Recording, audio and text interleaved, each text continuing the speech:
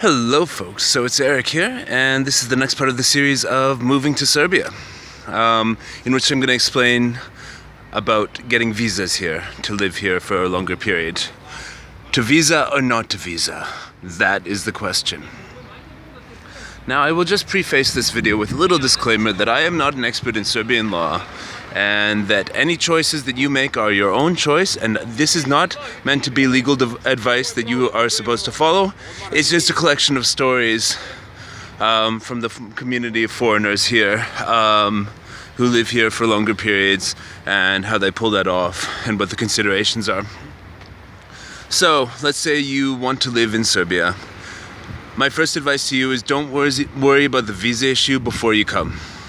Just if you have a Canadian passport like me, American or Western European or European Union or whatever, you can come here for up to 3 months without any sort of hassle in terms of visa and any sort of question about, are you allowed to stay or not. 3 months is the typical one.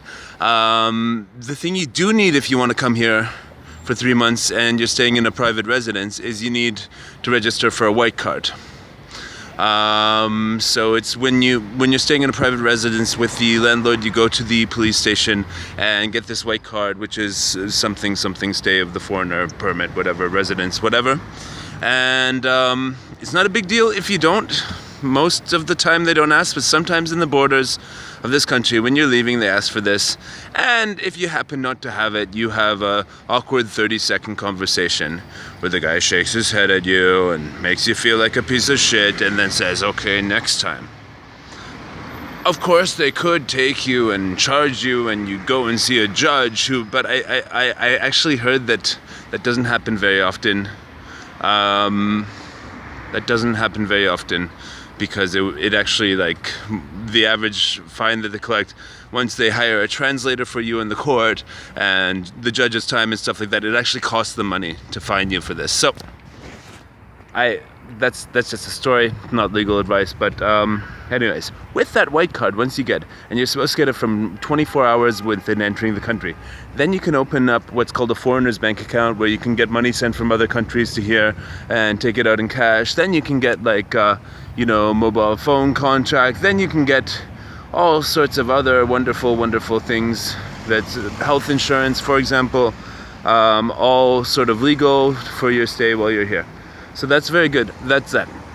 So I would recommend you, wherever you're staying, ask the landlord, can I get the white card? Can we go to the police station and register? Now, say you really like it here, you want to stay longer.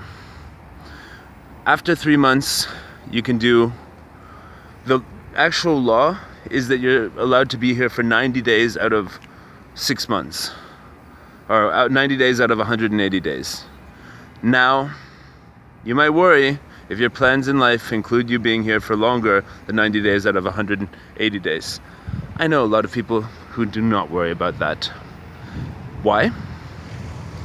Because it seems that nobody worries about this on the border. If you're from a country like mine, Canada, they're happy if you want to stay here and get money sent from another company, put it in the economy, all that stuff. That seems to be the thing. It's a little bit controversial, but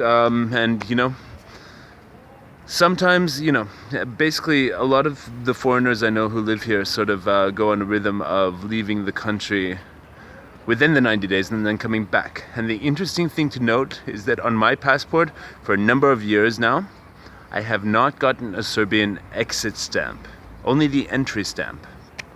So, and I'm not even sure if their computer is recording every entry and exit from this country. So, it doesn't seem like they're really, if they were concerned about the 90 out of 180 days rule, they would probably give an exit stamp to us so that they could prove within our own document, passport, that we have broken this 90 out of 180 days law. I don't know. That seems to be the thing. So a lot of these foreigners here live very easily without getting a longer term visa, just as long as they go outside of the country from, within 90 days and then come back the next day. And then there's the people that I know who have broken this law and massively overstayed for like 1 year since their entry, 1 year on their 90-day tourist entry stamp. And these people, these people, some of them just go out of the border and nobody says anything. Some of them, I even know a couple people who turned themselves into the police and said, "This is what I did." What happened then? They had to go to a judge. In one case, a friend of mine had stayed a year, and the judge said, "You silly man, I have to give you a fine now. You silly man, I'm gonna fine you 50 euros. But come on, man, why did you not go for a coffee in another country and come back?"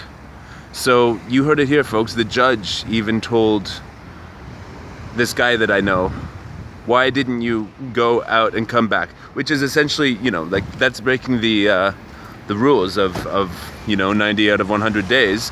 But everybody seems fine with that, and you can just come and live here. And as long as you don't cause shit, as long as you're not an idiot, as long as you don't break into people's houses and sell drugs on the street, probably, and live a low profile life, which I'm not doing right now. I'm legal, by the way. But yeah, then you are fine. But I got legal, got my visa by opening a business, and in my next video I will talk about this type of business I opened called Preduzetnik, which is the simplest business construction with flat rate taxes. And I opened it and I'm legal, and that was a process that was relatively easy. So if you want to do the right thing, get legal, pay taxes here and all of that, it's highly recommended that you register a Preduzetnik, or you can even get it with marriage. I know one guy who got a longer stay visa just by proving that he had a contract coming in from a company in another country and he was working online. He got a visa based on that. So if you can prove you have money coming in, all that stuff, I mean, it's all cool.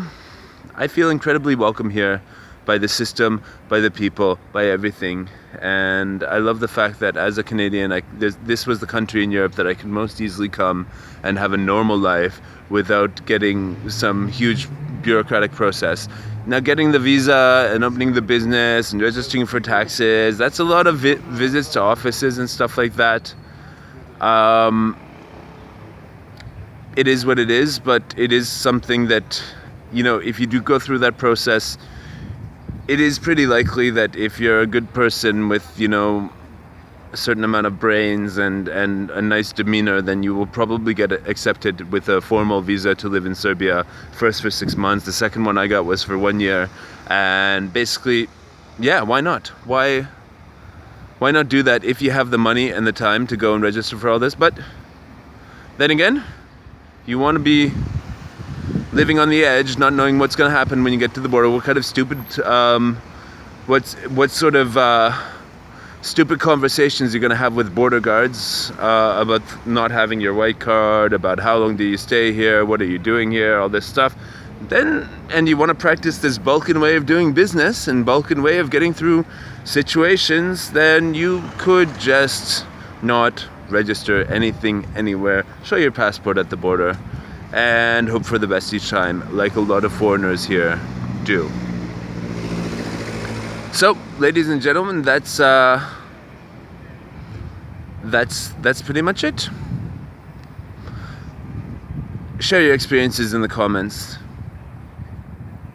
Tell me if you like this video. Tell me what you want to do. Share details of your situation. Email me your visa questions, eric@eric.rs. It's all open. This country is open. You are welcome here. So thanks a lot, folks, and I'll catch you later.